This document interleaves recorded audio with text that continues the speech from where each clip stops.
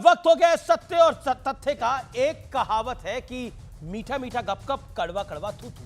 ये कहावत मौजूदा दौर की सियासत में बिल्कुल सटीक और फिट बैठती है, क्योंकि ये वो दौर है जब कुछ पार्टियां ईवीएम से लेकर चुनाव आयोग तक और जांच एजेंसियों से लेकर ऑनरेबल सुप्रीम कोर्ट तक सब पर सवाल उठाती हैं। ध्यान देने वाली बात व्यूअर्स यहां पर यह है कि जब कोई फैसला या नतीजा इन पार्टियों के पक्ष में होता है, तब सब चुप्पी साध कर बैठ जाते हैं।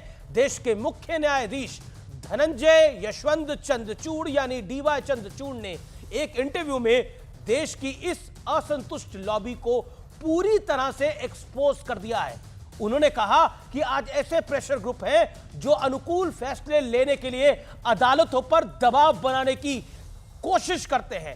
ऐसा माहौल बनाया जाता है कि अगर फैसला उनके पक्ष में आएगा तभी माना जाएगा कि न्यायपालिका स्वतंत्र रूप से काम कर रही है। अगर फैसला उनके मनमाफिक नहीं आएगा तो न्यायपालिका स्वतंत्र नहीं मानी जाएगी। आगे सुनिए, सीजे चंद्रचूड़ ने की बात को समझने के लिए ज्यादा दूर जाने की आवश्यकता नहीं है, क्योंकि जब अयोध्या का वर्डिक्ट आया था यानी फैसला आया था तो खुलकर उस फैसले पर सवाल उठाए गए थे। यहां तक कह दिया गया था कि तत्कालीन सीजेआई रंजन गोगोई को उस फैसले की एवज में वजह से राज्यसभा की एक सीट दे दी गई है। कांग्रेस ने आरोप लगाया कि राफेल डील में भ्रष्टाचार हुआ, कोर्ट ने आरोप खारिज कर दिए। कहा गया कि कश्मीर से 370 हटाना असंवैधानिक है। कोर्ट ने फिर कहा जो हुआ वो संविधान के पुरजोर दायरे में था। इन दोनों फैसलों पर भी विपक्ष ने अपनी असंतुष्ट जाहिर करी, लेकिन जब उसी कोर्ट से अरविंद केजरीवाल, मनीष सिसोदिया को जमानत मिल जाती है तो उसे तो सच की जीत बता दिया जाता है, सत्य में विजेता बता दिया जाता है। यह मानसिकता ठीक वैसी है।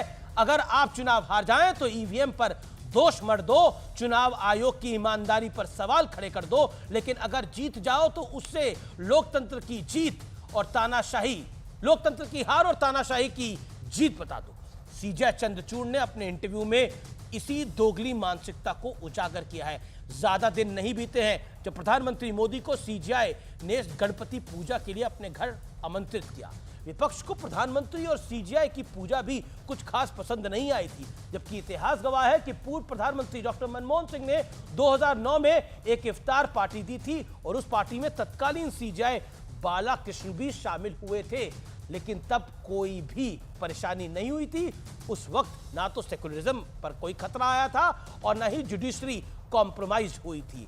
सीजेआई का यह बयान, यह स्टेटमेंट बहुत महत्वपूर्ण है और यह आईना है उन नेताओं के लिए जो फर्जी प्रोपेगेंडा, उस प्रेशर ग्रुप के लिए जो फर्जी प्रोपेगेंडा चलाते हैं लगातार। इनसे सावधान रहिए। नमस्कार, अगला कार्यक्रम अमन के साथ।